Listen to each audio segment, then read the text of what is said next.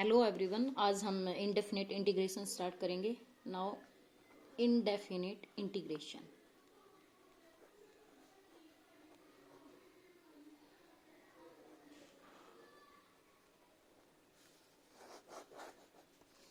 Indefinite integration known as antiderivative. Integration is reverse process of differentiation. Means हमारे पास f dash x है। क्या हमारे पास कोई ऐसी मशीन है जो हमें दोबारा से function f of x he they they? Yes है। वो मशीन क्या है? इंटीग्रेशन है। अगर हम f डैश एक्स का दोबारा से इंटीग्रेशन करते हैं तो हमें फंक्शन f ऑफ x मिल जाता है। This process is called integration. Integration word जो है उसका क्या मतलब है? इंटीग्रेट, मतलब ये इंटीग्रेट से बना है। इंटीग्रेशन मीन्स समेशन, एडिशन, या आप ये बोल सकते हैं बेसिकली जोड़ना। कि इंटीग्रेशन का मतलब क्या है? कुछ ऐड करना। जैसे हम फिजिक्स में भी करते थे, हम चेंज लेते थे कि x वेरिएबल के अंदर कितना चेंज है, और वो चेंज d से डिनोट करते थे, dx। d का मतलब है स्मॉल चेंज, कि x वेरिएबल के अंदर कितना चेंज आया है। ठीक है, मान लिया हमने एक एरिया ड्रॉ कर लिया, कहाँ से कहाँ तक? a से b पॉइंट तक। ये a पॉइंट है और ये b पॉइंट है। ठीक है, और हमें इसको इंटीग्रेट करना है। ठीक है, पूरे ब्लॉक को a से b तक। तो जब हम इंटीग्रेट करेंगे तो ये पूरा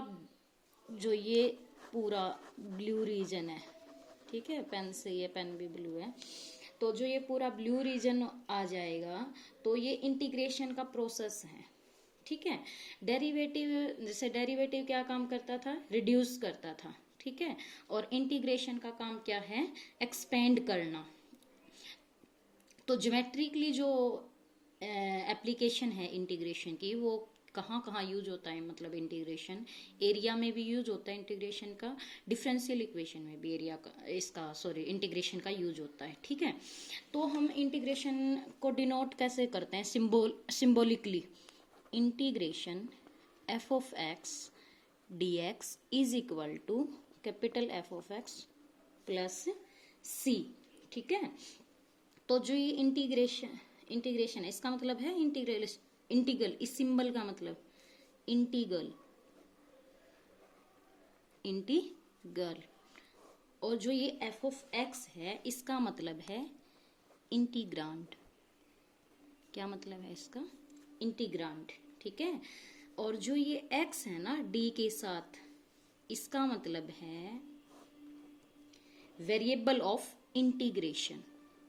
कि इंटीग्रेशन का वेरिएबल, मतलब इसके रिस्पेक्ट में इंटीग्रेशन हो रहा है, x के रिस्पेक्ट में। इसका मतलब ये है वेरिएबल ऑफ इंटीग्रेशन। ठीक है, तो अगर हम इंटीग्रेशन f ऑफ x करेंगे तो हमारे पास क्या आ जाता है? ये आ जाता है capital F of x plus में कांस्टेंट। ठीक है, और दोबारा से fx प्लस c का अगर हम डिफ्रेंशिएशन करें, मतलब डिफ्रेंशिएट करें इसको, डिफ्रेंशिएट, ठीक है, तो ये हमारे पास क्या आ जाएगा? दोबारा से हमारा वो फंक्शन आ जाएगा। ठीक है, मान लिया कि मैंने ये ले लिया, साइन एक्स ले लिया। ठीक है, साइन एक्स का मैंने डेरिवेटिव किया with respect to x. With respect to x मैंने क्या किया? इसका डेरिवेटिव किया, तो हमारे पास क्या आ गया? कोस एक्स आ गया। ठीक है, उसके बाद मान लिया मैंने डेरिवेटिव किया किसका? साइन एक्स प्लस 5 का। इसका डेरिवेटिव भी क्या आएगा? Cos x. ठीक है ना, और 1 मिनट, अगर मैं डेरिवेटिव करती हूँ साइन एक्स प्लस कोई भी कांस्टेंट, उसको नाम दे दिया मैंने, के नाम दे दिया, मतलब जैसे यहाँ तो मैंने 5 लिया था ना, के मतलब कोई भी वैल्यू ले सकता, मान लिया आप 5 ले लो, कोई और 6 ले ले, कोई और 7 ले ले, मतलब अलग अलग वैल्यू, ठीक है। तो उसका डेरिवेटिव भी अगर हम करेंगे तो क्या आएगा, कोस एक्स आएगा, ठीक है ना। तो सभी का डेरिवेटिव क्या आ रहा है, कोस एक्स आ रहा है। अगर हम कोस एक्स का इंटीग्रेशन करेंगे तो हमें क्या मिला, साइन एक्स प्लस कांस्टेंट, ठीक है। कहने का मतलब क्या है, अगर हम c प्लस साइन एक्स का डेरिवेटिव करते हैं ना तो हमें क्या मिलता है, कोस एक्स मिलता है, ठीक है। क्या करते हैं, डेरिवेटिव। और अगर हम इसका इंटीग्रेशन करते हैं, किसका, कोस एक्स का, तो हमें क्या मिलता है,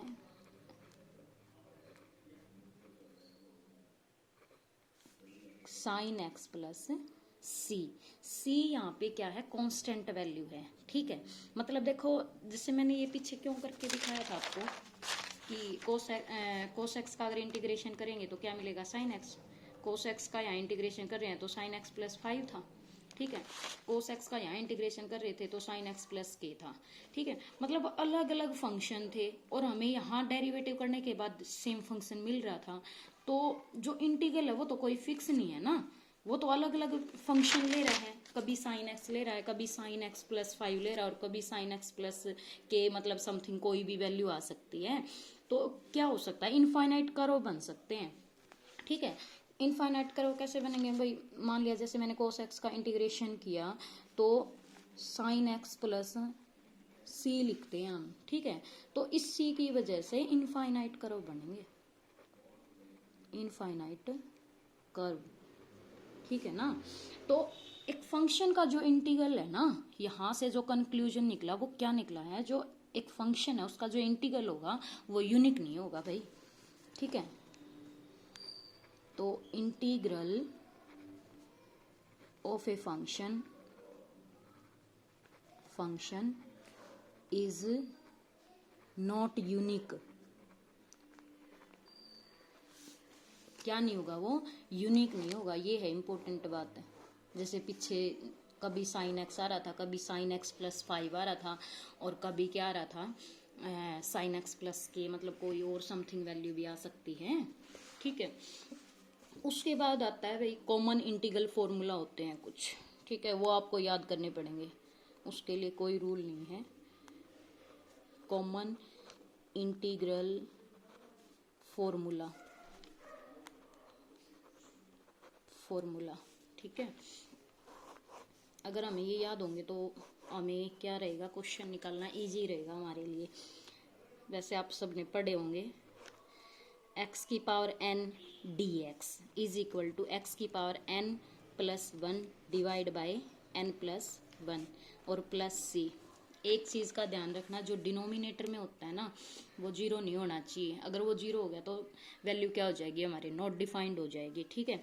तो ये नेसेसरी होता है कि denominator not equal to zero होता है, तभी हमारी वैल्यू क्या होती है, डिफाइंड होती है, ठीक है। तो नेक्स्ट है, मान लिया कोई कांस्टेंट है, ठीक है, उसका हमें इंटीग्रेशन करना, तो क्या आएगा, के एक्स प्लस सी, और के जो है वो बिलोंग करेगा रियल नंबर से, कोई भी रियल नंबर हो सकता है, ठीक है ना। तो इसका मैं थोड़ा प्रोसेस बताऊंगी आपको कि आपको कैसे लर्न करने हैं। जैसे डेरिवेटिव है, हम डेरिवेटिव करते हैं ना, तो डेरिवेटिव से हमें मतलब इजीली याद हो जाएगा। जैसे बताती हूँ मैं, ये 3 लिख लिए मैंने पहले, फिर बताती हूँ, ठीक है। तो मान लिया कि जैसे हम डेरिवेटिव करते थे, एक्स की पावर n प्लस 1 है, इसका डेरिवेटिव हमें पता है कि पावर को नीचे उतारो और उसमें से एक पावर कम हो जाएगी तो वो हमारा क्या आ जाएगा, डेरिवेटिव आ जाएगा। जैसे मान लिया ये है, इसी का कर रही हूँ मैं यहाँ नीचे, ठीक है, x की power n plus 1 divide by n plus 1 plus C, इसका मुझे डेरिवेटिव करना है विद रिस्पेक्ट टू x, ठीक है। तो पावर क्या हो जाएगी, नीचे आ जाएगी, ठीक है, और ऊपर से पावर क्या हो जाती है, एक कम हो जाती है, तो ये इससे कट जाएगा। डिवाइड में क्या था n+1, और कांस्टेंट का जो डेरिवेटिव होता है वो तो 0 ही होता है, ठीक है ना। और n+1 से n+1 ये कटा क्यों है, क्योंकि n जो है वो नॉट इक्वल टू -1 था, ये इसलिए कट हुआ है। अगर n नॉट इक्वल टू -1 नहीं होता ना तो ये वैल्यू हम काट नहीं सकते थे, ठीक है। ये बेसिक बातें हमें पता नहीं होती, लेकिन ध्यान रखनी चाहिए, क्वेश्चन में जब आती है ना तब दिक्कत होती है। तो ये क्या आ गया हमारे पास, x की पावर n आ गया, ठीक है। तो हम इस तरीके से राइट हैंड साइड से हम याद रखेंगे कि इसका जो है ना डेरिवेटिव करके देख लो, वो उसका इंटीग्रेशन वो होगा। मान लिया जैसे kx है, ठीक है, तो इसका डेरिवेटिव करेंगे तो क्या आएगा, k आएगा। तो इसका मतलब k का इंटीग्रेशन क्या होगा भाई, kx + c होगा, log mod x, ठीक है। यहाँ तो मोड नहीं था, लेकिन यहाँ मोड क्यों लगा दिया, सोचने की बात है ना, पहले खुद सोचना फिर बाद में मेरा सुनना। लॉग है जो वो नेगेटिव के ऊपर डिफाइंड नहीं होता, ठीक है, तो इसलिए यहाँ मोड लगाना पड़ा। कई बार तो हम सीधा ही कह देते हैं log x + c, ठीक है, मोड लगाना भूल ही जाते हैं और फिर वैल्यू हमारी डिफाइंड नहीं होती, ठीक है। तो log के अंदर वैल्यू डिफाइंड नहीं होती, नेगेटिव वैल्यू। तो log mod x का जब हम डेरिवेटिव करेंगे तो हमारे पास क्या आएगा, 1/x आएगा, ठीक है। तो हम इससे याद रख सकते हैं कि भाई log mod x का जो डेरिवेटिव वो क्या होता है, 1/x होता है। तो 1/x का इंटीग्रेशन क्या होगा, log mod x + c, ठीक है। तो राइट मतलब डेरिवेटिव के अकॉर्डिंग याद रख लेंगे हम, उससे हमारे लिए थोड़ा इजी हो जाएगा, ठीक है ना। नेक्स्ट है इंटीग्रेशन ऑफ e की power x is equal to e की पावर x + c। देखो e की पावर x का डेरिवेटिव भी e की पावर x होता है, और e की पावर x का इंटीग्रेशन भी e की पावर x होता है, ठीक है, ये दोनों सेम होते हैं। नेक्स्ट है इंटीग्रेशन ऑफ a की पावर x dx, a की power x divide by log a, इसका इंटीग्रेशन होता है, और प्लस में c, ठीक है। इसको हम कैसे ध्यान रखेंगे, हमें पता है कि a की पावर x का derivative with respect to x क्या होता है, a की पावर x log a, ठीक है। अब अगर हम इंटीग्रेशन और डेरिवेटिव आपस में ना कट हो जाते हैं, लेकिन हमें काट के दिखाना नहीं होता है, हमारे मन में रखना है कि ये आपस में कट हो जाते हैं, क्योंकि एक दूसरे के क्या होते हैं, रिवर्स होते हैं, ठीक है ना। तो जब मैं इसका इंटीग्रेशन करूंगी, बोथ साइड इंटीग्रेशन अप्लाई करूंगी, तो ये तो कट जाएगा ना, यहाँ क्या बचेगा, a की पावर x, तो इंटीग्रेशन a की पावर x, और log a क्या है, कांस्टेंट वैल्यू है भाई, ठीक है। देखो ये चीज़ ध्यान रखना, ये जो x है ना, वेरिएबल जो मैंने आपको बताया था, वेरिएबल ऑफ इंटीग्रेशन है ये x, ठीक है। इस x को छोड़ के बाकी यहाँ पे सब क्या होंगे, कांस्टेंट होंगे, ठीक है।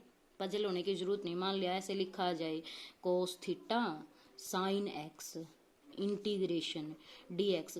कई बार बच्चे ऐसे ही पजल हो जाते हैं कि इसका कैसे करें, भाई यहाँ तो थीटा है, ठीक है, और हमारा वेरिएबल क्या है, x है, तो जो कोस थीटा है ना वो तो कांस्टेंट है, और जो फंक्शन है वो क्या है यहाँ पे, साइन x है, तो कोस थीटा तो बाहर हो जाएगा, और साइन x dx, इसका इंटीग्रेशन तो हमें पता ही है, ठीक है ना।